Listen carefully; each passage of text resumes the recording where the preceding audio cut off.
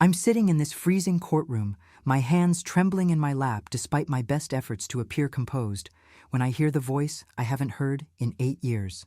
Derek. My son is standing on the other side of this room with a woman in an expensive gray suit, and they're here to take everything from Oliver, from my grandson, the boy Derek abandoned when he was 7 years old and freshly diagnosed with autism. The attorney, Vanessa Kellerman, according to the nameplate on her briefcase, is speaking in that crisp, calculated tone that successful lawyers perfect over years of dismantling families in rooms just like this one. She's explaining to Judge Morrison why Derek Hartwell, biological father, has legal rights to oversee the $10.8 million that Oliver earned from creating Spectrum Connect. $10.8 million. The number still doesn't feel real, even though I've seen the contracts, signed the trust documents with Theodore, watched the money transfer into accounts that were supposed to keep my grandson safe until he turned 18. Your Honor, Vanessa says, and I hate how confident she sounds. My client has never formally relinquished his parental rights. While there was a period of estrangement, a difficult time following his divorce and his son's diagnosis, Mr.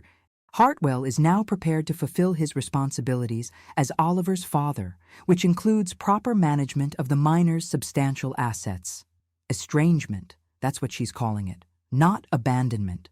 Not the day Derek showed up at my door in Greenwich with Oliver's Spider-Man backpack and couldn't even look me in the eye when he said, "I can't do this, Mom. He's different. I don't know how to be a father to a kid like that." Not the 8 years of silence. 8 years of blocked phone numbers, returned birthday cards, zero child support. Just estrangement. A nice, clinical word that makes it sound like they had some philosophical disagreement instead of Derek walking away from his 7-year-old son because autism was too inconvenient for his image. I glance at Oliver sitting beside me. My 15-year-old grandson is wearing the navy button-down shirt I ironed this morning, his dark curly hair still damp from the shower because I had to remind him 3 times to get ready. He's not looking at Derek. He hasn't looked at his father once since we entered this courtroom 40 minutes ago. Instead, he's staring at a point just above the judge's head with that focused expression he gets when he's processing something complex. I've learned to read Oliver's silences over the past 8 years. This one isn't fear. It's something else entirely. Theodore Brennan, my attorney, is 78 years old and has been handling my family's legal matters since before Derek was born. He's a kind man with gentle eyes and a reputation for being scrupulously honest, which is exactly why I chose him. But right now, looking at the way Vanessa Kellerman is maneuvering through her arguments with surgical precision, I'm wondering if kindness is enough. Theodore leans toward me, his voice barely a whisper. "Marianne, I need to be honest with you. This is more complicated than I anticipated.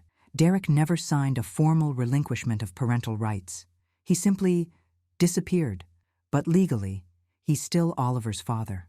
And Connecticut law gives biological parents significant rights regarding their minor children's assets, even in trust." The words hit me like a physical blow. I feel my chest tighten, that familiar pressure that's been my constant companion since the day I received the court summons 3 weeks ago. We might lose. After everything I've done, every sacrifice I've made, every night I stayed awake during Oliver's meltdowns, every therapy session, every IEP meeting, every single moment I chose my grandson over my own grief about how badly I failed as a mother to Derek, we might actually lose. I sold my house for Oliver, the 4-bedroom colonial in Westport that Richard and I bought 32 years ago, where we raised Derek, where I thought we'd grow old together before my husband's heart gave out at 54. I sold it and moved to a smaller condominium in Greenwich because Oliver needed stability, needed therapies that insurance wouldn't cover, needed a school that understood how to teach brilliant children whose brains work differently. I walked away from my career, senior director of marketing at a pharmaceutical company, 28 years of climbing that ladder, because Oliver needed me more than I needed the validation of a corner office. And now Derek, who contributed exactly nothing to any of that, is going to waltz in here with a lawyer who charges $800 an hour and take my grandson's future. Your Honor, if I may, Theodore stands, and I can hear the slight tremor in his voice that wasn't there 20 years ago. Ms. Hartwell has been Oliver's primary caregiver and legal guardian for 8 years. She has managed his medical care, his education, his therapy, and has done so with extraordinary dedication. The trust established for Oliver's earnings has Mrs. Hartwell as the designated guardian for good reason. She has proven herself. Mr. Brennan? Vanessa interrupts smoothly. No one is questioning Mrs. Hartwell's dedication to her grandson. However, dedication does not supersede biological parental rights. My client is Oliver's father. He is 35 years old, employed as a commercial real estate broker in Manhattan, and is fully capable of ensuring his son's financial interests are properly managed. The fact that he needed time to process his son's diagnosis is not, in itself, grounds for permanent exclusion from parental responsibilities. Time to process. $334,000 in credit card debt. That's what Oliver told me last night when he showed me his laptop screen, showing me Derek's public financial records that my 15-year-old genius somehow accessed through what he called open source methods. My son isn't here because he suddenly developed paternal instincts. He's here because he's drowning in debt from maintaining an apartment in Manhattan he can't afford, driving a BMW he leased to impress clients, living a life that looks successful from the outside while rotting from within. Judge Morrison, a woman in her early 60s with steel gray hair and reading glasses perched on her nose, looks directly at Derek for the first time. Mr. Hartwell, you haven't seen your son in 8 years. You've provided no financial support during that time. Can you explain to the court why you believe you should now have authority over his assets? Derek stands, and I'm struck by how much he looks like Richard. Same height, same blue eyes, same way of holding his shoulders back to project confidence. But Richard's confidence was earned through decades of building a successful financial consulting practice. Derek's is learned from selling luxury properties to people with more money than sense. Your Honor, I'm not proud of the choices I made 8 years ago, Derek says, and there's something in his voice that almost sounds genuine. Almost. When Oliver was diagnosed, I was 27 years old, going through a divorce, and I was scared. I didn't know how to be the father he needed. My ex-wife Jennifer left because she couldn't handle it either, and I broke. I ran away from the hardest thing I'd ever faced because I wasn't strong enough. He pauses, and I watch him take a breath that looks practiced. How many times did he rehearse this in front of a mirror? But I've spent these years thinking about Oliver every single day, he continues, wondering if he's okay, if he's happy, if he's getting what he needs. When I heard about his app, about how brilliant he is, how successful, I realized I'd missed watching my son become this incredible person. And yes, I want to be part of his life now. I want to make amends. And part of making amends is ensuring that his financial future is secure. My mother is 57 years old and retired. I'm his father. I'm in my prime earning years, and I have experience managing significant assets through my real estate work. I can provide oversight that protects Oliver's interests. It's a good speech. I can see Judge Morrison's expression soften slightly. But every word is a lie. And the worst part is that Derek probably believes his own fiction. That's always been his gift, convincing himself that his selfishness is actually nobility.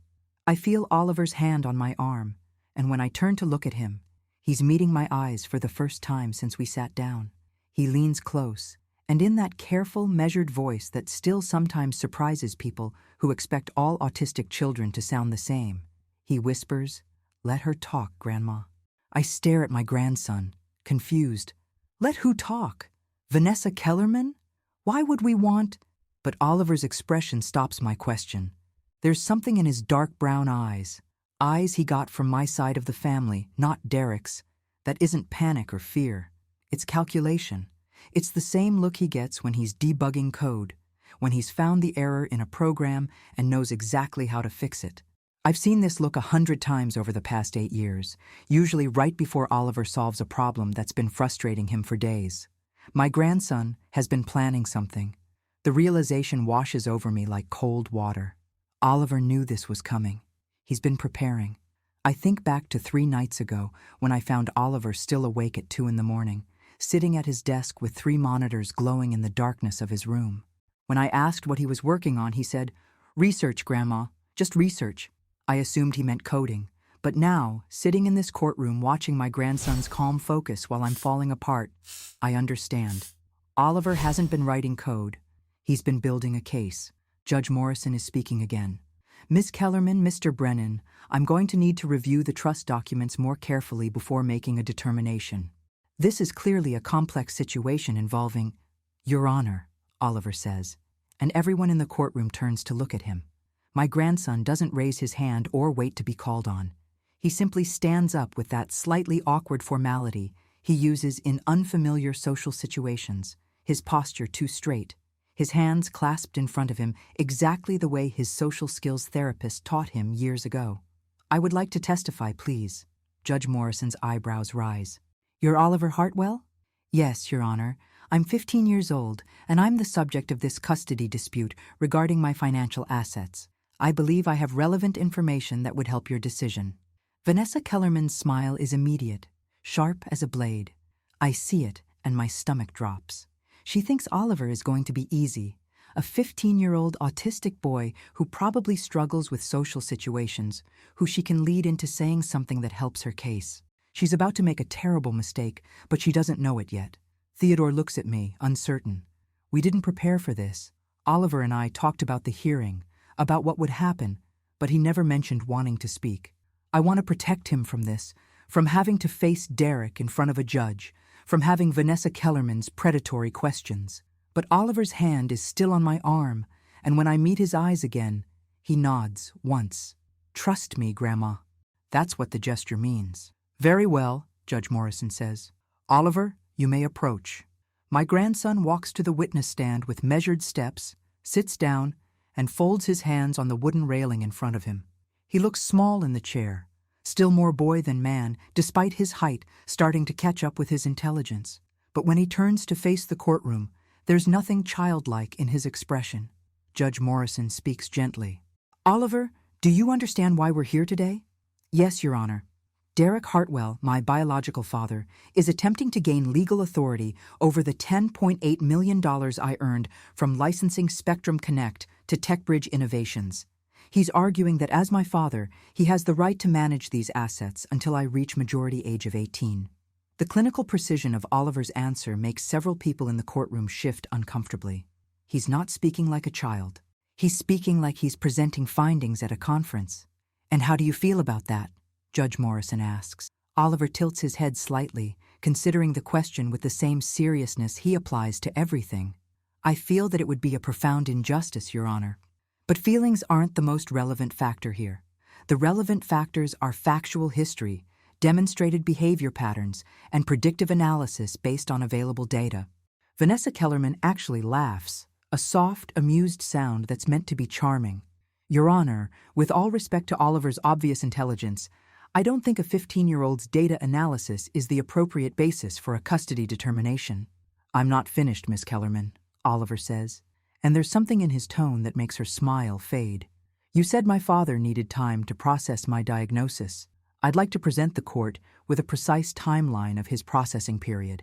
Theodore is fumbling with his papers, clearly not knowing where Oliver is going with this.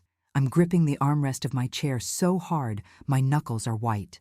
And Derek, I can see Derek's face from across the room, and for the first time since he walked in here, he looks uncertain. Oliver reaches into his jacket pocket and pulls out a tablet, his tablet, the one he carries everywhere. On September 3, 2017, at 2:37 p.m., Derek Hartwell left me at my grandmother's residence at 847 Riverside Drive, Greenwich, Connecticut. I have photographic documentation of this moment, taken by my grandmother, showing my Spider-Man backpack on her doorstep. The courtroom is completely silent now. Oliver swipes on his tablet and turns it toward the judge. I can see the photo from here. I took it that day, though I'd forgotten about it until now. I was so shocked, so devastated by what Derek was doing, but I'd taken out my phone and captured the moment. The backpack sitting alone on my doorstep, Derek's car already pulling away. That was 8 years, 2 months, and 27 days ago, Oliver continues. Since that date, Derek Hartwell has made exactly 3 attempts at contact. 1 birthday card sent to this address on my 10th birthday containing a $20 bill and a message that said, "Hope you're well." One email sent to my grandmother's address on my 12th birthday, saying, "Thinking of you today." And one text message sent to my grandmother's phone on my 13th birthday, saying, "Happy birthday, Oliver." No phone calls, no visits, no child support payments. Total financial contribution to my care and upbringing over 8 years, $20. I'm watching Derek's face turn red, watching Vanessa Kellerman's confident expression shift into something harder, more alert. This isn't going the way she expected. "Your Honor," Oliver says, and his voice is still that same calm, measured tone, but there's steel underneath it now. "I'd like to present additional evidence regarding my father's motivations for returning at this specific moment in time. I need to go back to understand how we got here. Back to September 3rd, 2017, the day that changed everything. I was 49 years old, sitting in my corner office on the 18th floor of Meridian Pharmaceuticals in Stamford, reviewing Q3 marketing projections, when my phone rang. Derek's name flashed on the screen, and I remember feeling surprised because my son rarely called during business hours. He knew how demanding my schedule was. "Mom, I need you to come home, now." His voice was tight, strained in a way I'd never heard before. "It's about Oliver." Oliver had just turned 7 2 weeks earlier. We'd celebrated at my house in Westport, Derek, Jennifer, and Oliver, and it had been tense.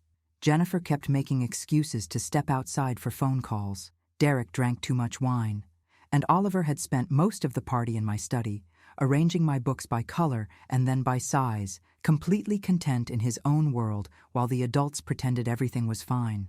3 days after that party, Derek and Jennifer had taken Oliver to Yale Child Study Center for a comprehensive evaluation. They'd been concerned about his delayed speech, his difficulty making eye contact, the way he'd have complete meltdowns over tags in his clothing or certain food textures.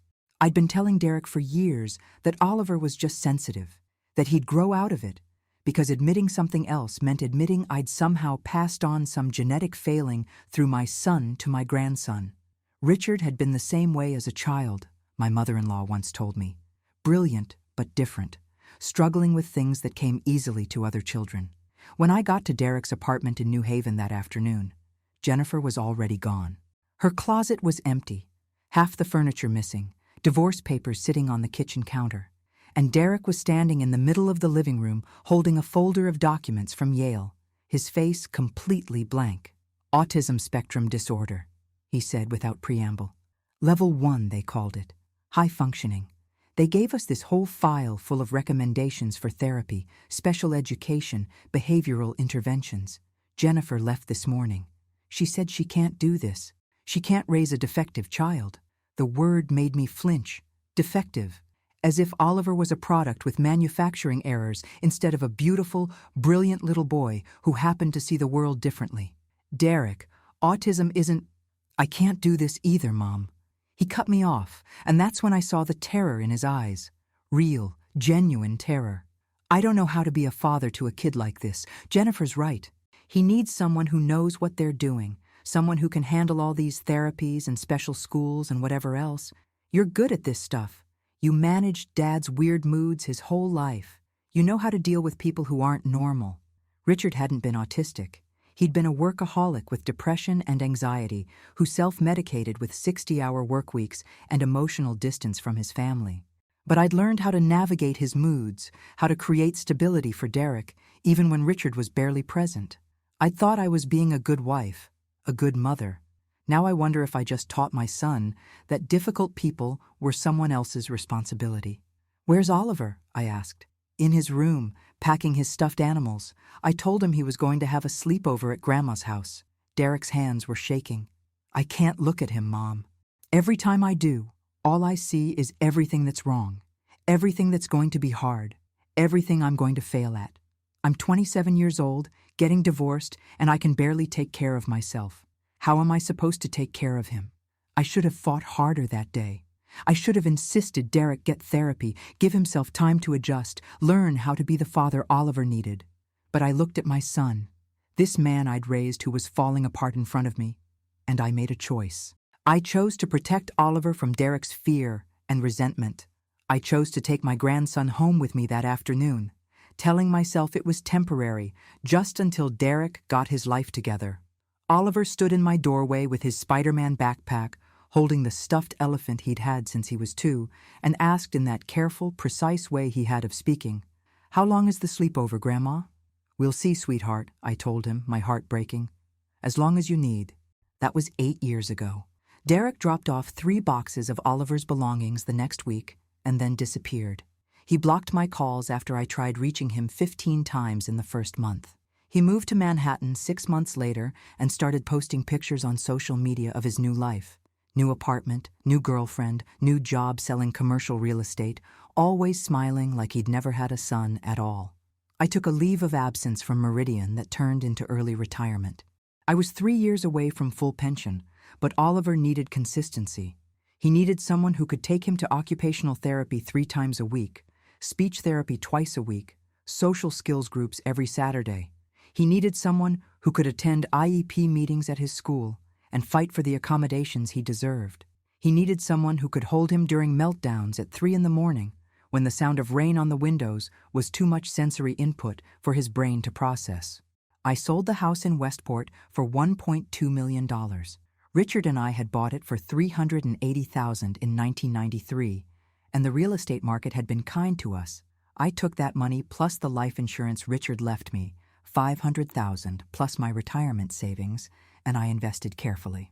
I bought a smaller condominium in Greenwich for $600,000, put $300,000 in bonds and dividend stocks, and set aside $200,000 specifically for Oliver's care. The special education program at Greenwich Academy cost $45,000 a year. His therapies ran another $30,000 annually. Then there were the sensory tools, the weighted blankets, the noise-canceling headphones, the special seamless clothing, the particular foods he could tolerate.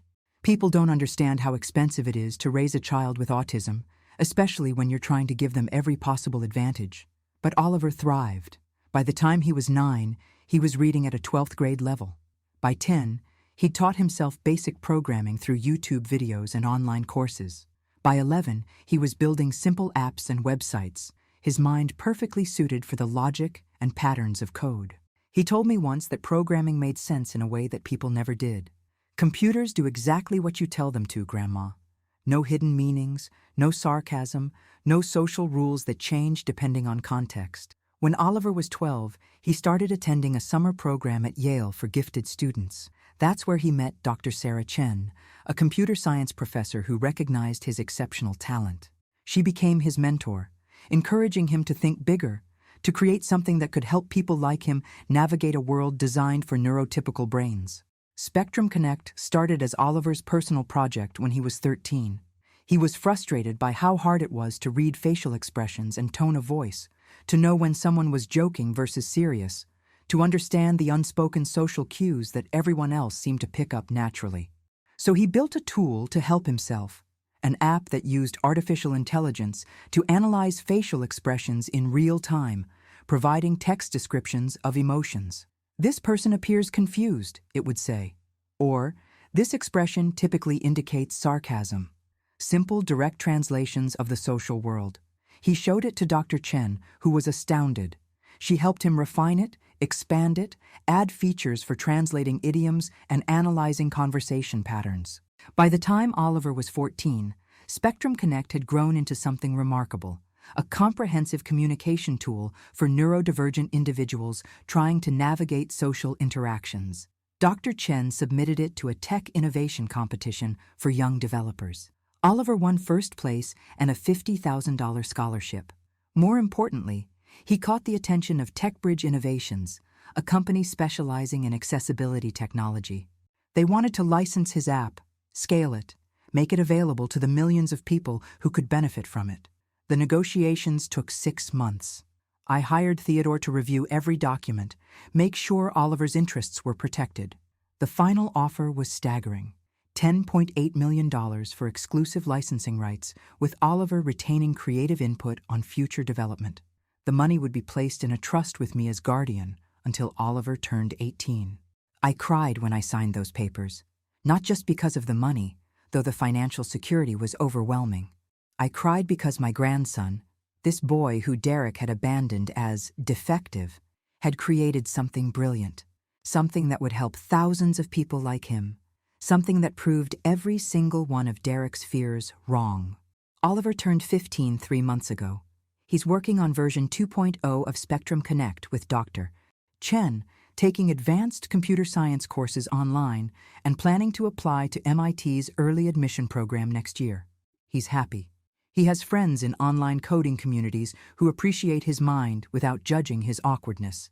He has a future that's bright and secure and entirely his own creation. And then Derek came back.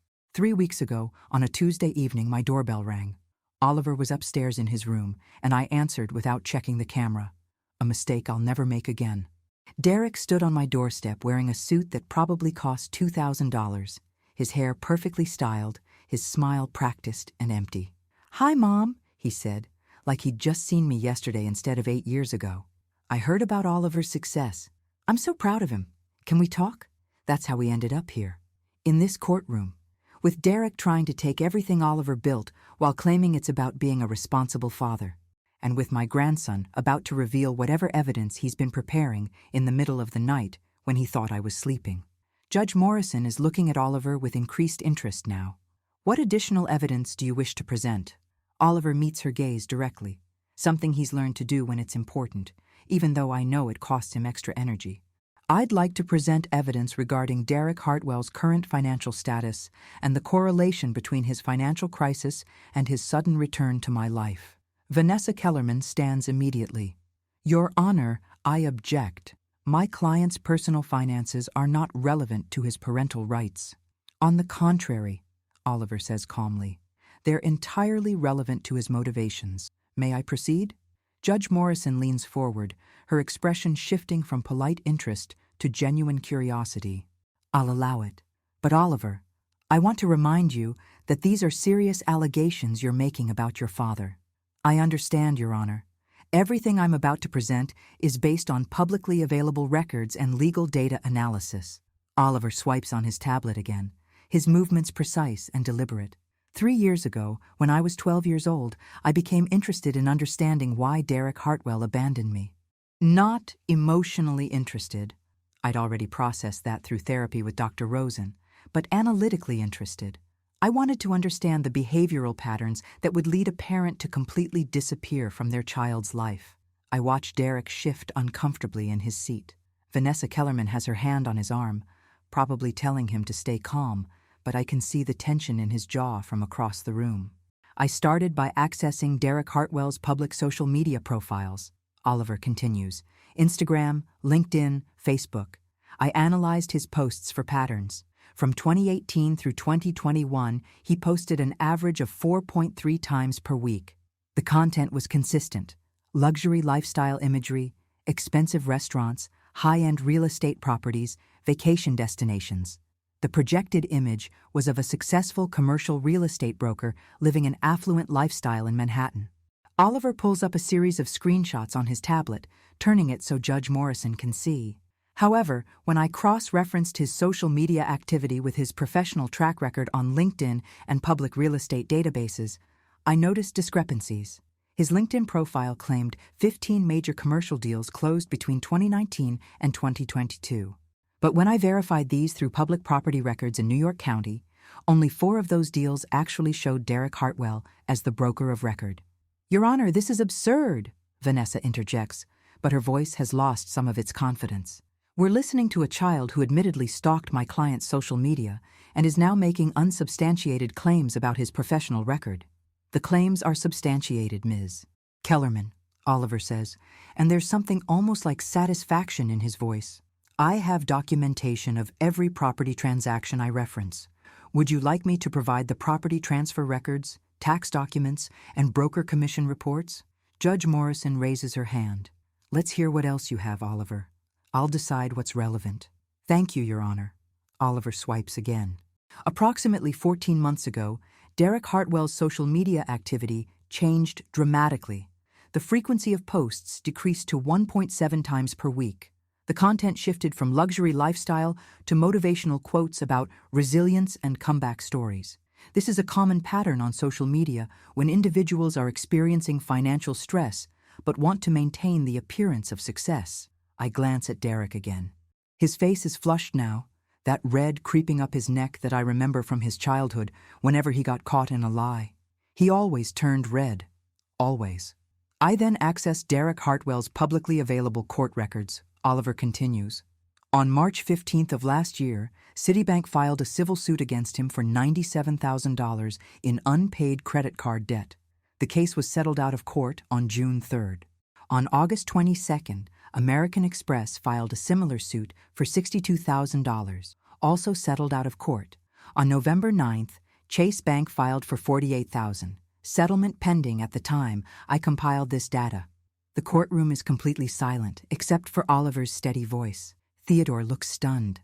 I realize my grandson never told him any of this. He kept it to himself, building his case in secret while I thought he was just coding. Additionally, Oliver says, public records show that Derek Hartwell received an eviction notice from his apartment building at 412 West 18th Street in Manhattan on January 4th of this year for 4 months of unpaid rent totaling $23,000. The eviction was temporarily stayed, but records indicate ongoing litigation. Vanessa Kellerman's face has gone carefully blank. She's a professional. She won't let emotion show. But I can see the calculation in her eyes. She's reassessing everything, trying to figure out how badly her client lied to her during their initial consultations. When I compiled all publicly available financial records, Oliver continues, including tax liens, civil judgments, and debt collection filings, I calculated Derek Hartwell's total outstanding debt at approximately $340,000. His annual income based on tax records filed for 2023 shows $87,000 in gross income. His monthly rent before the eviction proceedings was $5,800. His BMW lease, license plate visible in multiple social media posts, verified through New York DMV records, costs $915 per month. Basic mathematics indicates his financial situation is unsustainable. Judge Morrison is leaning back in her chair now, her arms crossed. And when did you compile all of this information, Oliver? I began collecting data 3 years ago, Your Honor. But I intensified my research approximately 14 months ago when Derek Hartwell's social media patterns changed. I calculated at that time that there was an 87% probability he would attempt to contact me within 18 months, particularly if I achieved any financial success. When TechBridge Innovations made their offer for Spectrum Connect last year, I increased that probability to 93%. You predicted he would come back, Judge Morrison says slowly. Yes, Your Honor. Human behavior follows predictable patterns when you have sufficient data. Derek Hartwell abandoned me when I represented a financial and emotional burden. Logic suggested he would return when I represented a financial asset. I feel tears burning behind my eyes, but I force them back. My 15-year-old grandson has spent 3 years analyzing his own abandonment with the clinical precision of a researcher studying lab data. He's reduced his father's betrayal to statistics and probabilities because that's the only way his beautiful, logical mind could process the pain of it. Derek finally speaks, his voice tight. Your Honor, my son has clearly been obsessed with me for years. This isn't healthy. This is exactly why he needs proper guidance, proper supervision. He's using his technical skills to invade my privacy. Public records aren't private, Mr. Hartwell, Judge Morrison says coolly. Your son accessed information that anyone with internet access could find. The question is why a 12-year-old felt compelled to investigate his own father's background like a private detective. Because I needed to understand, Oliver says, and for the first time, there's emotion in his voice. Not much, just a slight tremor. But I hear it. I needed to understand if the problem was me, if there was something about me that made me unlovable. Dr. Rosen, that's my therapist, told me it wasn't my fault, but I needed empirical evidence. So I researched, and what I discovered was that Derek Hartwell has a consistent pattern of abandoning responsibilities when they become inconvenient and returning when they become advantageous. That's not fair, Derek says, and he actually sounds hurt. I was young. I was scared. I made mistakes. You were 27 years old, Oliver interrupts, and now his voice is sharp. Grandma was 49 when she took me in. She gave up her career, sold her house, restructured her entire life around my needs. You had 8 years to call, to visit, to send more than $20 in 3 brief messages. You had 8 years to be scared and still show up anyway. Instead, you showed up 3 weeks after the news about my app licensing hit tech media outlets. The timeline is not coincidental. I want to stand up and hug my grandson. I want to tell him how proud I am, how strong he is, how brilliant. But this is his moment. He's fighting his own battle, and all I can do is bear witness. Vanessa Kellerman stands, smoothing her suit jacket. Your Honor, while Oliver's research is certainly thorough, it doesn't change the fundamental legal reality. Derek Hartwell is his biological father with legal parental rights that were never terminated. My client's financial situation, even if we accept these allegations as accurate, doesn't negate his right and responsibility to be involved in his son's life and the management of his assets. I'm not finished, Ms. Kellerman, Oliver says. I have one more piece of evidence that I believe is directly relevant to this proceeding. He taps his tablet several times, then looks at Judge Morrison. Your Honor, when I created Spectrum Connect, I included multiple analytical features to help neurodivergent individuals interpret social interactions. One feature that I didn't publicize, because I wasn't sure it was ethically appropriate for general use, is a vocal pattern analysis tool. It measures micro-variations in tone, pitch, rhythm, and stress patterns to identify emotional authenticity. I feel my breath catch. I know exactly where he's going with this. Essentially, Oliver continues, it's a sophisticated lie detection system based on vocal biomarkers. It's not admissible as evidence in court because it hasn't been peer-reviewed or validated by independent research yet. But I've been testing it for 2 years, and its accuracy rate in identifying emotional dishonesty is approximately 89% when compared to verified ground truth data. Judge Morrison's eyebrows rise. And you used this on your father's testimony today? Yes, Your Honor. I recorded Derek Hartwell's testimony that began 23 minutes ago.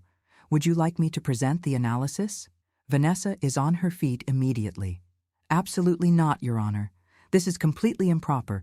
This technology hasn't been validated, hasn't been accepted by any court, and amounts to nothing more than a child science project being used to— I'd like to hear it, Judge Morrison says quietly.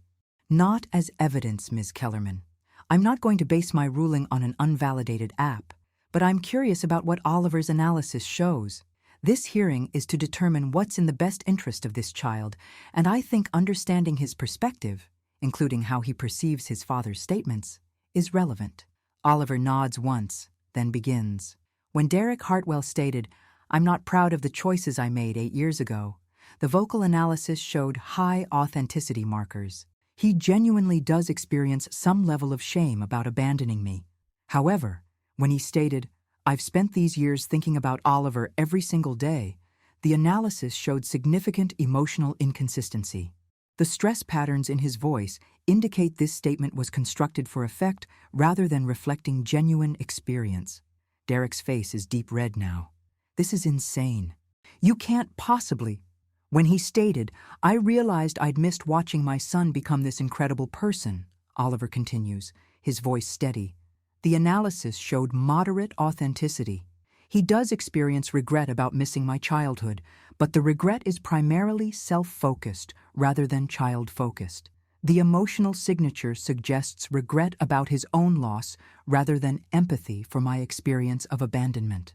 I watched Judge Morrison taking notes, her expression unreadable. The most significant finding, Oliver says, was in the statement, "I can provide oversight that protects Oliver's interests." This statement showed the highest level of emotional dishonesty in the entire testimony. The vocal biomarkers indicate anxiety, deception, and what I would characterize as desperation. The statement doesn't reflect genuine belief in his ability to protect my interests. It reflects urgent need to access my assets. The silence in the courtroom is absolute. I can hear the air conditioning humming, can hear someone shifting in their seat in the gallery behind us. Derek is staring at Oliver with something like horror on his face, and I realize my son truly didn't anticipate any of this. He thought he could walk in here, deliver a touching speech about redemption and fatherhood, and walk out with access to Oliver's millions. He thought his son would be easy to manipulate, easy to control. He doesn't know Oliver at all. I understand that my analysis isn't legal evidence, Oliver says, but I wanted the court to understand that I'm not an uninformed child who needs to be protected from making bad decisions. I've spent 3 years studying Derek Hartwell's behavior patterns, motivations, and current circumstances. I know exactly why he's here, and I know that giving him any authority over my financial assets would result in those assets being depleted to cover his personal debts within 6 months. That's not speculation. That's statistical probability based on his documented behavioral patterns and financial history. Judge Morrison sets down her pen and looks directly at Derek. Mr. Hartwell, I'm going to give you an opportunity to respond to your son's allegations, and I want you to be very careful with your answer because 15-year-old boy or not, Oliver has presented a compelling case that your motivations here are not entirely pure. Derek stands slowly, and for a moment I see something raw flash across his face. Hurt, anger, shame, all mixed together. When he speaks, his voice is different than before, less smooth, more jagged. I did come back because of the money, he admits, and I'm shocked by the honesty. Vanessa looks like she might have a stroke. Not entirely, but yes, it was a factor. I'm drowning, okay? I made bad financial decisions. I lived beyond my means, and I'm barely keeping my head above water. When I heard about Oliver's app, about the money, I thought maybe this was a chance to fix things, fix my life, and also fix what I broke with my son. Maybe I could be useful to him now, help him manage this massive windfall, and maybe that could be a way back into his life. He looks at Oliver directly for the first time, and there are actual tears in his eyes. But you're right. You're absolutely right. I don't know you. I don't know what kind of person you've become, what you like, what you dream about, any of it. I missed all of that because I was too much of a coward to stay when things got hard.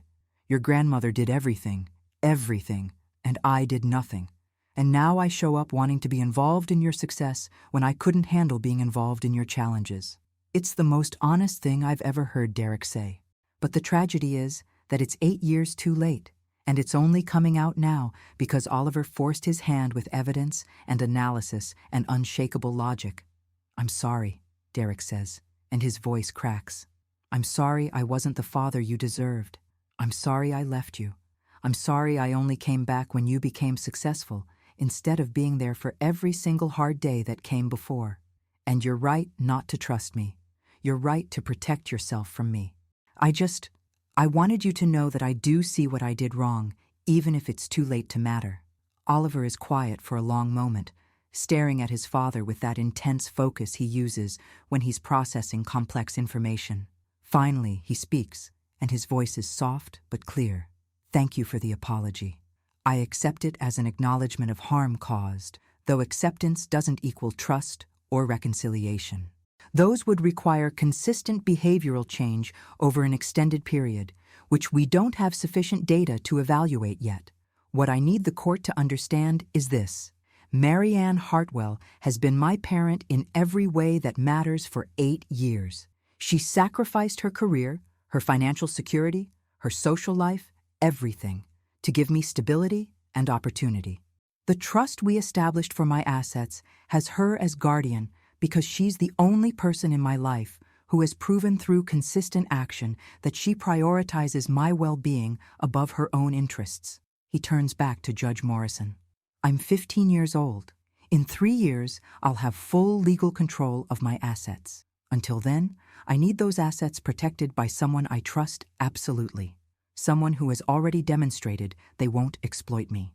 Someone who sees me as a person first and an asset never. That person is my grandmother, not my biological father. Judge Morrison is nodding slowly, and I can see the decision forming in her expression even before she speaks. Judge Morrison removes her reading glasses and sets them on the bench in front of her. The gesture feels significant, like she's transitioning from judge to human being for just a moment. She looks at Oliver with something that might be respect, might be sadness, might be both. Oliver, I've been presiding over family court cases for 17 years, she says quietly. I've seen hundreds of custody disputes, heard countless testimonies from children about which parent they want to live with or who should control their assets. But I have never, and I mean never, encountered a minor who came to court as prepared, as articulate, and as clear-eyed about the adults in their life as you are today. Oliver nods once, accepting the statement as simple fact rather than compliment. That's so perfectly him that I almost smile despite the tension vibrating through my entire body. However, Judge Morrison continues, and my stomach drops at that single word. What concerns me is that a 15-year-old boy felt it necessary to spend 3 years conducting surveillance on his own father. That speaks to a level of anxiety and lack of trust that troubles me deeply. Not because you're wrong to feel that way, your evidence suggests you're entirely correct in your assessment, but because no child should have to live with that kind of hypervigilance. She looks at me now, and I feel the weight of her scrutiny. Mrs. Hartwell, you clearly love your grandson and have made extraordinary sacrifices for him. But I have to ask, did you know Oliver was conducting this research? Were you aware he was monitoring his father's financial records and social media for years? My mouth goes dry. This is the question I've been dreading without even knowing I was dreading it. Because the answer is no. I didn't know. Oliver did all of this alone, in his room at 2 a.m, processing his abandonment through data analysis because that's how his mind works. And what does it say about me as a guardian that I didn't notice? That I didn't realize my grandson was carrying this burden by himself? No, Your Honor, I admit, and my voice sounds smaller than I want it to. I didn't know. Oliver is very private about his computer work. I knew he was coding, developing projects, but I didn't know he was researching Derek. I should have paid more attention. I should have asked more questions. You were respecting his autonomy, Oliver says suddenly, turning to look at me. You've always respected my need for privacy and independent processing time. That's one of the things that makes you a good guardian for someone like me. Neurotypical parents often hover and demand constant emotional access. You give me space to work through things in my own way. But sweetheart, I say, and I don't care that we're in a courtroom with a judge and lawyers watching. You shouldn't have had to work through your father's abandonment alone. You should have told me what you were doing. I could have helped, or at least, you were already carrying enough. Oliver interrupts gently. You restructured your entire life around my needs. You dealt with my meltdowns, my medical appointments, my educational advocacy. Adding my emotional processing of Derek's absence to your burden seemed inefficient. I had therapy with Dr. Rosen for the emotional components. The research was simply my way of converting residual anxiety into productive analysis. Judge Morrison is watching this exchange with an expression I can't quite read. Finally, she speaks again. Oliver, I'm going to ask you a question, and I want you to think very carefully before answering. If I were to grant your father even partial oversight of your trust, not full control, but perhaps requiring both his and your grandmother's signatures for major financial decisions, how would you feel about that? The question hangs in the air like a physical presence. I see Vanessa Kellerman lean forward slightly, sensing an opening. Derek's expression has shifted to something almost hopeful. And Oliver, my brilliant, analytical grandson, goes completely still. Your Honor, I would immediately begin the legal process of seeking emancipation, Oliver says, and his voice is absolutely flat. No emotion, no inflection, just pure statement of fact. Connecticut law allows minors aged 16 and older to petition for emancipation if they can demonstrate financial self-sufficiency and maturity. I would turn 16 in 7 months. At that point, I would retain legal counsel and argue that I meet all criteria for emancipation. I would win that case because I have documented income, demonstrated ability to manage complex affairs, and clear evidence that forcing me into a legal relationship with Derek Hartwell causes me significant psychological distress. Judge Morrison's eyes widen slightly. You've researched emancipation law. Thoroughly, Your Honor. I've researched every possible legal outcome of this proceeding and developed contingency plans for each scenario.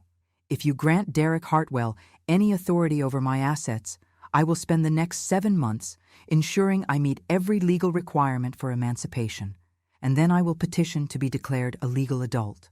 I will remove myself from both Derek's authority and my grandmother's guardianship entirely rather than allow someone I don't trust to have any control over my future. I feel like I've been punched in the chest. Oliver would leave me. He'd legally separate himself from me entirely rather than accept Derek having any power over him. The logic makes sense. Of course it does. Oliver's logic always makes sense. But the emotional reality of it is devastating. Oliver, I whisper, but he's not looking at me anymore. He's locked onto Judge Morrison with laser focus. I don't want that outcome, he continues. I want to remain under my grandmother's guardianship for 3 more years, finish high school, attend MIT, and access my trust according to the terms we originally established. But I will not accept Derek Hartwell having any authority over my life or finances. That is non-negotiable. If forced to choose between accepting his involvement and pursuing emancipation, I will choose emancipation. Every time. The courtroom is silent. Even Vanessa Kellerman seems at a loss for words. Derek's face has gone pale, all that earlier hope draining away as he realizes he's not just losing this case, he's losing any chance of a relationship with his son at all. Judge Morrison takes a long breath and looks down at the papers in front of her. When she looks up again, her expression is resolved. I'm going to take a 30-minute recess to review the evidence presented today and prepare my ruling. When we return, I will deliver my decision regarding the guardianship of Oliver Hartwell's trust and address Mr. Derek Hartwell's petition. We're adjourned. She strikes her gavel once, and the sound echoes through the courtroom like a gunshot. Theodore immediately starts gathering papers, murmuring something about strong position and excellent testimony. Vanessa Kellerman is leaning close to Derek, speaking in urgent whispers, and Oliver simply stands up from the witness stand and walks back to me with that same measured, careful gait he uses when he's exhausted from social interaction, but refusing to show it. When he sits down beside me, I reach for his hand without thinking. He lets me take it, his fingers cold despite the warm courtroom. You'd really leave me? I ask quietly, and I can't keep the hurt out of my voice. You'd choose emancipation over staying with me if it meant Derek had any involvement? Oliver turns to look at me, and for just a moment, the analytical mask drops. I see the scared 15-year-old boy underneath all that brilliant strategy. I'd choose emancipation over Derek having power over me, he says softly. But Grandma, it would destroy me to leave you. That's why I needed to make sure the judge understood how serious I am. I needed her to know that there's no compromise position where everyone wins. Either I stay with you, safely, or I leave entirely. Those are the only 2 options I can accept. I squeeze his hand, tears finally spilling down my cheeks that I don't bother to wipe away. We're going to win this. We have to. Probability is in our favor, Oliver says, but I hear the uncertainty underneath. Approximately 83% chance of favorable ruling based on evidence presented. But probability isn't certainty. That's why I prepared the emancipation contingency.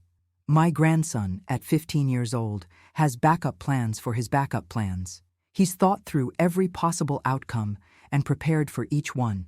And I realize that this constant calculation, this need to predict and prepare for every threat, this is what Derek's abandonment did to him. It taught him that the people who should protect you can disappear without warning, so you have to protect yourself. I should have done better, should have gotten him more therapy, should have helped him process this differently. But we're here now, and all I can do is pray that Judge Morrison sees what I see, a boy who deserves to be protected by the one person who's never failed him. We wait in silence for the longest 30 minutes of my life. The 30 minutes feel like 30 hours. Theodore keeps checking his watch, then glancing at me with expressions that I think are meant to be reassuring, but only make my anxiety worse. Across the courtroom, Derek sits motionless, staring at his hands. Vanessa Kellerman is typing rapidly on her phone, probably already moving on mentally to her next case, already calculating whether this loss will damage her reputation or if she can spin it as an unwinnable situation from the start.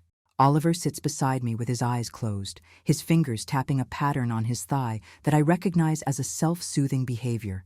He's counting in Fibonacci sequence: 1, 1, 2, 3, 5, 8, 13.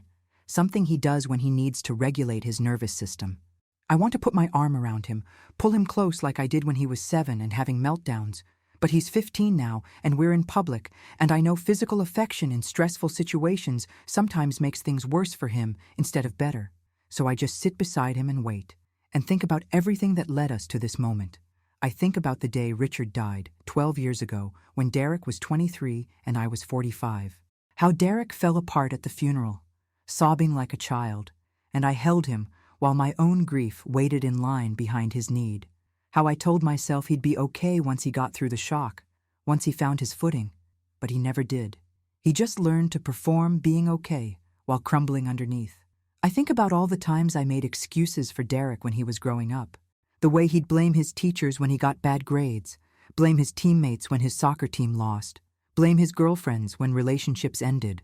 I'd smooth things over, convince myself he just needed more time to mature, more support to find his way. But I wasn't supporting him. I was enabling him to avoid responsibility. And when Oliver came along with needs that couldn't be ignored or explained away, Derek did what he'd always done. He ran. That's my failure as a mother. I raised a son who believed difficult things were someone else's problem. But Oliver is different. I didn't raise Oliver the same way. Maybe because I was older, maybe because Richard's death had already taught me that life doesn't wait for you to feel ready. Maybe because Oliver's autism meant I couldn't coddle him even if I wanted to. He needed structure, needed honesty, needed adults who said what they meant and followed through consistently. So that's what I gave him. And somehow, despite Derek's abandonment, or maybe because of it, Oliver learned to face hard things instead of running from them. The bailiff appears at the side door. All rise. Court is now in session, the Honorable Judge Margaret Morrison presiding. We stand. My legs are shaking. Oliver's hand finds mine and squeezes once, quick and firm, before letting go. That small gesture steadies me more than anything else could. Judge Morrison enters and takes her seat, and I try to read her expression for any hint of what's coming. She's arranged papers in front of her with meticulous care, and when she finally looks up, her face is professionally neutral. "Please be seated," she says, and the rustling of people sitting back down seems impossibly loud in the silent courtroom. "I've carefully reviewed the evidence and testimony presented today," Judge Morrison begins. "This is a complex case involving competing interests, parental rights, child welfare, and significant financial assets. I want to address several points before I deliver my ruling. My heart is hammering so hard I'm sure everyone can hear it. First, regarding Oliver Hartwell himself.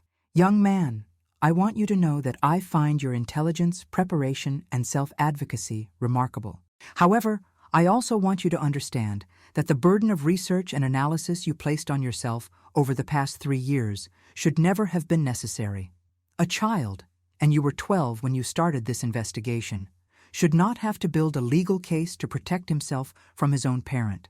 The fact that you felt compelled to do so speaks to a failure of the adults in your life to adequately address your abandonment and the anxiety it created." Oliver nods, accepting this assessment without argument. "Mrs. Hartwell," Judge Morrison turns to me, "you have clearly provided exemplary care for your grandson in every measurable way. Education, therapy, medical care, emotional support. The record shows you've been tireless in meeting Oliver's needs. However, I'm troubled that Oliver felt he couldn't share his research with you. That suggests either a communication gap or a level of hypervigilance in this child that concerns me. I'm going to require, as part of my order, that Oliver continue therapy with Dr. Rosen, and that you, Mrs. Hartwell, participate in periodic family sessions to ensure open communication going forward." I nod quickly. "Of course, Your Honor, whatever helps Oliver." "Mr. Hartwell," she says, and Derek straightens in his seat, hope flickering across his face.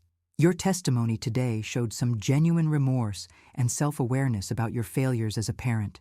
I appreciate your ultimate honesty about your financial situation and motivations. However, honesty that only emerges when confronted with irrefutable evidence is not the same as trustworthiness. Your son spent 3 years predicting your behavior, and his predictions were accurate. That tells me Oliver understands your character better than you understand his." Derek's face flushes, but he doesn't argue. The question before this court is not whether Derek Hartwell loves his son or feels regret about abandoning him. I believe he experiences both those emotions genuinely. The question is whether granting him authority over Oliver's financial assets serves Oliver's best interests. And based on the evidence presented, I find that it does not. I feel Oliver's whole body relax beside me. I want to cry with relief, but Judge Morrison isn't finished. However, she continues, and that word sends fresh ice through my veins, I'm also troubled by the complete absence of any legal relationship between father and son. Oliver is 15 years old. He has 3 years until he reaches majority. Mr. Hartwell's parental rights were never formally terminated. While his abandonment is morally reprehensible, it doesn't automatically void his legal status as Oliver's father. No, she can't be going where I think she's going. Oliver's hand finds mine again, gripping tight enough to hurt. Therefore, my ruling is as follows, Judge Morrison says, and everything seems to slow down, every word falling like a stone. Marianne Hartwell will retain sole guardianship of Oliver Hartwell's trust fund and all financial assets.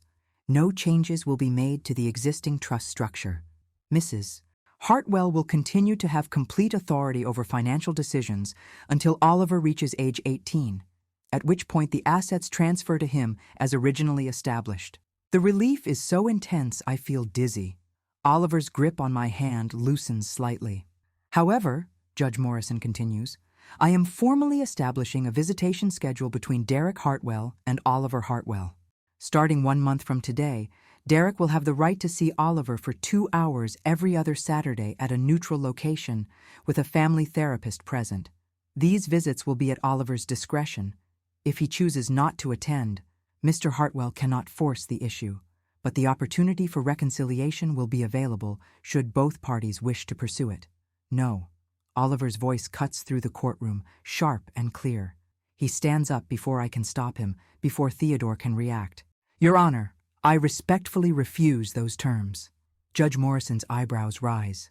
Oliver, I understand you're upset, but I'm not upset, Your Honor. I'm stating a boundary. You just ruled that Marianne Hartwell retains sole guardianship and financial authority. That was the correct ruling based on evidence. But mandating that I spend time with Derek Hartwell contradicts your own finding that he doesn't serve my best interests. You can't simultaneously rule that he's unfit to manage my assets, but fit to have court-mandated access to me personally. The logic is flawless. I see Judge Morrison pause, reconsidering. The court system recognizes that financial fitness and emotional fitness are different standards, she says carefully. A parent can be poor with money, but still maintain a meaningful relationship with their child. Derek Hartwell isn't poor with money, Your Honor. He's actively dishonest about money. That dishonesty extends to his motivations for returning to my life. You acknowledge this in your ruling. So I ask again, how can someone who demonstrated sufficient untrustworthiness to be denied financial authority be granted mandatory personal access? Either he's trustworthy enough for both or neither. Vanessa Kellerman stands. Your Honor, my client is willing to accept the financial ruling if it means he can have some relationship with his son. The visitation schedule you've outlined is reasonable and therapeutic.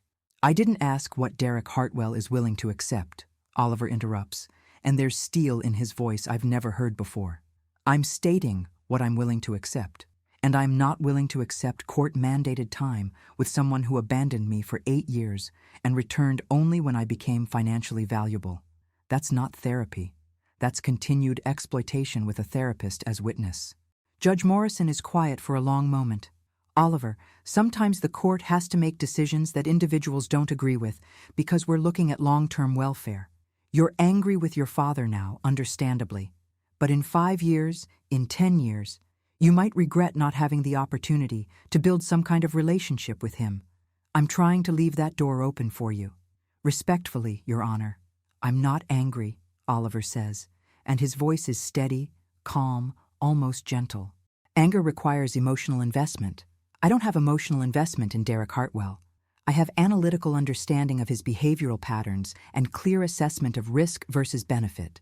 The risk of exposing myself to someone with demonstrated history of abandoning me when convenient outweighs any potential benefit of forced reconciliation. I had 8 years to hope he'd come back because he loved me. He didn't. He came back because he needed money. That tells me everything I need to know about the relationship's foundation. Oliver, Derek says suddenly, standing up, his voice breaking. Please, I know I don't deserve a chance, but I'm asking for one anyway. I want to know you. Not your money, not your success. You, my son. I want to understand who you are, what you care about, what makes you laugh. I want to apologize properly, over time, with actions instead of just words. Please don't shut that door completely. Oliver turns to look at his father, really look at him, for the first time since entering the courtroom. The silence stretches out, painful and heavy. You want to know what makes me laugh? Oliver asks quietly. I laugh when I'm coding and suddenly solve a problem I've been stuck on for days. I laugh when my friend Marcus sends me memes about programming errors. I laugh when Grandma tries to understand TikTok and gets the terminology wrong. I laugh when Dr. Chen tells stories about her own coding disasters in grad school. He pauses, and I see tears starting to form in his eyes, though his voice remains steady. You don't know any of those people. You don't know what I'm working on, what I'm struggling with, what my daily life looks like. You know nothing about me except what you could learn from a Google search and a tech news article. And whose fault is that? You had 8 years of opportunities to know me. You chose not to take any of them until knowing me became potentially profitable. I was scared, Derek says, and he's crying now openly. I was so scared of failing you, of not being good enough, of looking at you and seeing proof that I wasn't capable of being a father. So I ran. And you're right, I only came back when it felt safe, when I thought I could be useful instead of necessary. That's cowardice. That's failure. But Oliver, people can change. I can change. Behavioral change requires consistent action over extended time periods, Oliver responds. You've had approximately 3 weeks of demonstrated changed behavior, primarily motivated by legal proceedings and forced by my presentation of evidence. That's not sufficient data to establish new patterns. You need to prove change through sustained action without external pressure, and you need to do that without mandatory access to me. He turns back to Judge Morrison. Your Honor, I propose a counter-arrangement. Derek Hartwell can write to me. Letters, emails, whatever form of communication he prefers. If he chooses to do so consistently, without expectation of response, for a period of 1 year, then I will consider meeting with him voluntarily, but only if he demonstrates through those communications that he's interested in knowing me as a person rather than accessing me as an asset or absolving himself of guilt. And only if his communications don't attempt to manipulate, guilt trip, or pressure me into responding before I'm ready. Judge Morrison leans forward. You're asking him to write to you for a year with no guarantee you'll ever respond or agree to meet? Yes, Your Honor. That's what rebuilding trust looks like when you've completely destroyed it. It requires sustained effort with no promise of reward. That's what Grandma did for me. 8 years of sustained effort when I couldn't express affection easily, when I had meltdowns, when I was difficult and demanding and struggling. She didn't give up because there was no immediate reward. She stayed because she committed to staying. If Derek wants to be in my life, he needs to prove he can make that same commitment, without court orders forcing me to accept his presence. I'm crying now, silently, tears streaming down my face. My brilliant, wounded, impossibly mature grandson has just articulated exactly what unconditional love looks like, using himself and me as the example. Judge Morrison is quiet for a very long time. Finally, she nods slowly. I'm going to amend my ruling, she says. Marianne Hartwell retains sole guardianship and financial authority with no changes to existing trust structure. I will not mandate visitation between Derek Hartwell and Oliver Hartwell. However, I'm noting in the record Oliver's stated willingness to consider voluntary contact after 1 year of consistent communication from his father, should Mr. Hartwell choose to pursue that path. The door is not closed, but Oliver controls when and whether it opens. She looks at Derek directly. Mr. Hartwell, your son has given you an opportunity to prove you can be the father he deserved 8 years ago. I suggest you take it seriously. This court is adjourned. The gavel falls. For a moment, nobody moves. Then Oliver sits down heavily, like strings holding him upright have been cut. I wrap my arm around his shoulders, and he leans into me, something he rarely does in public, his whole body shaking with released tension. We won, I whisper into his hair. We won, he confirms, his voice muffled against my shoulder. Probability held. We're safe. Across the courtroom, Derek is still standing, staring at us with an expression of absolute devastation mixed with something that might be understanding. Vanessa Kellerman is already packing her briefcase, done with this case, moving on. But Derek doesn't move. He just stands there, watching his son seek comfort from the grandmother who raised him, seeing clearly for perhaps the first time exactly what he lost. Theodore is beaming, clasping my free hand, congratulating us. But I'm barely hearing him. All I can focus on is Oliver, safe in my arms, his brilliant mind finally able to rest after 3 years of hypervigilant preparation. My grandson protected us both, and now, finally, he can just be 15 years old again. 3 months have passed since that day in court, and I'm sitting in our kitchen in Greenwich watching Oliver work on his laptop at the dining table. It's a Saturday morning in late spring, and sunlight streams through the windows, catching in his dark curls that need cutting, but that he won't let me touch until they're statistically too long to be functional. His definition of that threshold changes weekly. He's working on Spectrum Connect 2.0 with Dr. Chen, video chatting with her while lines of code scroll across his screen in patterns that look like chaos to me, but are apparently elegant solutions to complex problems. I hear him laugh at something she says, that rare, genuine laugh that still makes my heart feel too big for my chest, and I think about how close we came to losing this normalcy, this safety, this life we've built together. Theodore called yesterday with the final paperwork. My guardianship of Oliver is now formally established through the court, not just through default and Derek's absence. The trust is locked tight with legal protections that would require another full hearing to challenge. We're secure, we're official, we're finally completely safe. The first letter from Derek arrived 6 weeks after the hearing. It came to our address in a plain envelope with his Manhattan return address printed neatly in the corner. Oliver looked at it for a full minute before handing it to me. "I don't want to read it yet," he said. "Can you keep it for me? I'll tell you when I'm ready." So I put it in a drawer in my bedroom, and a week later, another letter arrived. Then, another. They come every Tuesday now, regular as clockwork. 6 letters so far, and Oliver hasn't opened any of them. I don't know if he ever will, but they keep coming, and that matters. Derek is showing up consistently, without expectation, exactly as Oliver challenged him to do.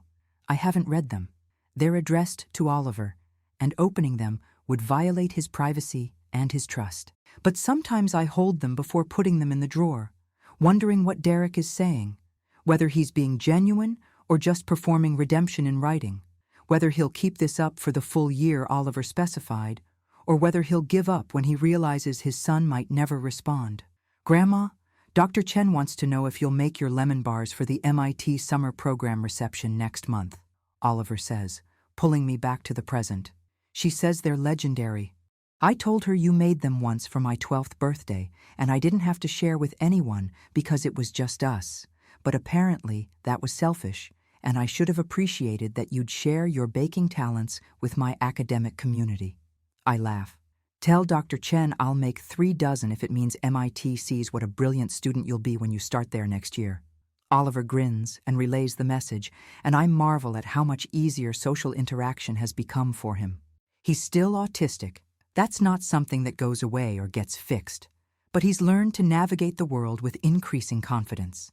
And more importantly, he's learned that being different isn't the same as being less than. That's what Derek could never accept. That Oliver's brain works differently, but not worse. That autism made some things harder and other things exponentially better. That our grandson didn't need to be fixed. He needed to be understood, supported, and given room to be exactly who he is. My phone buzzes with a text from my friend Catherine, who I met through an autism parents support group years ago. She's asking if we can meet for coffee next week. I smile and text back, yes. For years, I barely had time for friendships, barely had energy for anything beyond Oliver's needs. But now, with Oliver becoming more independent, with our future secure, I'm rediscovering parts of myself I'd set aside. I don't regret those years, not one moment, but it's okay to reclaim some of my own life now. Oliver is thriving, and that means I can breathe a little easier. Dr. Chen says she's sending over the new algorithms for the emotion recognition upgrade, Oliver says, closing his laptop. I need to review them before our next meeting, but I'm taking a break first. My eyes hurt from screen time. Good, I say. You've been working for 3 hours straight. Want to take a walk? Maybe get lunch at that sandwich place you like? Oliver considers this, running through his mental calculations of social energy versus hunger versus desire for routine. Yes, he finally says. But can we go at 1:15 instead of now? That gives me 45 minutes to decompress in my room first, and the restaurant is less crowded at 1:15 on Saturdays. Perfect, I say, because I've learned that accommodating his needs isn't the same as coddling him. It's respecting that his neurological processing is different and planning accordingly. I'll be ready whenever you are. He heads upstairs, and I sit alone in the kitchen, letting the quiet wash over me. The house feels peaceful. We're not waiting for the other shoe to drop anymore. We're not bracing for Derek to show up with lawyers. We're just living our lives. My phone rings, and I see Theodore's name on the screen. I answer, curious what details he's following up on now that everything is settled. Marianne, I wanted to let you know something, he says, and his voice is careful. Derek's attorney contacted me yesterday. Derek has filed paperwork to formally and permanently relinquish all parental rights to Oliver. He's not being forced to. This is voluntary. It means he'll have no legal claim to Oliver ever again, no ability to make decisions about his care or education. Nothing. He's essentially making himself legally equivalent to a stranger. I feel my breath catch. Why would he do that? The court already ruled he has no financial authority. What does this accomplish? I think, Theodore says slowly, he's trying to prove to Oliver that he's not looking for leverage or future opportunities. He's closing the legal door completely. The only relationship he could have with Oliver from this point forward would be purely voluntary, with no court-enforced rights whatsoever. It's the ultimate demonstration that he's not trying to use legal pressure. I'm quiet processing this. It's either the most genuine thing Derek has ever done, or it's a manipulation so sophisticated I can't see the angle. Or maybe it's both. Maybe Derek is genuinely trying to change while still unconsciously seeking validation and redemption. What do I tell Oliver? I ask. That's up to you, Theodore says. But Marianne, I think Oliver will want to know. It's significant information about his father's actions. After we hang up, I sit with this news for a while. When Oliver comes downstairs, 43 minutes later wearing his favorite gray hoodie and looking more relaxed, I decide to tell him on the walk. Not in the house, where the walls might feel like they're closing in, but outside where there's space and air and the ability to keep moving if the conversation gets difficult. We walk 3 blocks in comfortable silence before I speak. Theodore called. Your father has filed paperwork to permanently relinquish his parental rights to you. Oliver doesn't break stride, but I see his jaw tighten. That's legally unnecessary given the court's ruling. What's his strategic purpose? I think, I say carefully, he's trying to prove he's not pursuing a relationship for legal leverage. He's making it so the only connection you could ever have would be purely voluntary on both sides. Oliver is quiet for another half block. Then, that's actually logical. It removes the variable of potential future legal claims and demonstrates commitment to the voluntary communication model I proposed. It's still possible he's being manipulative, but the action itself is consistent with genuine behavioral change. Are you okay? I ask. Because my grandson processes emotions differently, but he still has them, still feels them deeply, even when his voice stays analytical. I don't know, he admits. I spent 3 years predicting his selfishness, and I was right. But now he's doing something genuinely selfless, and I don't have sufficient data to predict what that means. It's uncomfortable when people don't follow established behavioral patterns. I reach for his hand, and he lets me take it. People are more complicated than code. Sometimes they surprise us. Sometimes they grow. Sometimes, Oliver agrees. But sustained behavioral change requires at least 18 months of consistent new patterns before it can be considered stable. Derek has completed approximately 3 months. He has 15 more to go before I'll have statistically significant data. I smile despite the heaviness of the conversation. My grandson will analyze his father's redemption arc like a scientific study, and honestly, that's probably the healthiest way for him to process it. It gives him control, gives him metrics, gives him a framework for navigating something that would otherwise be emotionally overwhelming. Grandma, Oliver says as we reach the sandwich shop, thank you for not giving up on me when Derek did. Thank you for being the one who stayed. I stop walking and pull him into a hug right there on the sidewalk, and he lets me hold him even though we're in public and he's 15 and usually prefers minimal physical affection outside the house. You never needed to thank me for that, I whisper. Loving you has been the greatest privilege of my life. You saved me as much as I saved you. That's not statistically measurable, he says into my shoulder, but his arms tighten around me. But I'm willing to accept it as qualitatively true. We pull apart, and I see his eyes are damp, but he's smiling. We go into the sandwich shop, and Oliver orders his usual, turkey on wheat with specific vegetables arranged in a specific order. And I order mine, and we sit at his preferred table by the window where he can see outside without being directly in the sunlight. This is our life now. This is what we fought for in that courtroom. Not just the money, not just the legal security, but this, the ability to be a grandmother and grandson eating sandwiches on a Saturday afternoon without fear hanging over us. The ability to plan for the future, knowing it's actually ours to plan. Oliver pulls out his phone and shows me a meme Marcus sent about programming bugs, and I laugh even though I don't fully understand it, and he explains the technical details with patient enthusiasm. And I think we won. Not just in court, but in every way that matters. We built a family from abandonment and fear and chose each other when biology failed us. And that will always be enough. The letters from Derek keep arriving every Tuesday. Someday, maybe Oliver will read them. Maybe he'll even write back. Maybe Derek will complete his year of consistent communication, and Oliver will agree to meet him, and they'll build something new from the ruins of what was lost. Or maybe Oliver will never open those letters, never respond, never give Derek another chance, and that will be okay too, because Oliver gets to choose. He has the power now, the agency, the control over his own life that Derek took from him 8 years ago. Either way, Oliver and I will be fine. We have each other, we have our home, we have our future. And nobody, not Derek, not lawyers, not courts, not anyone, can take that away from us again. We're safe, we're together, and we're exactly where we're supposed to be.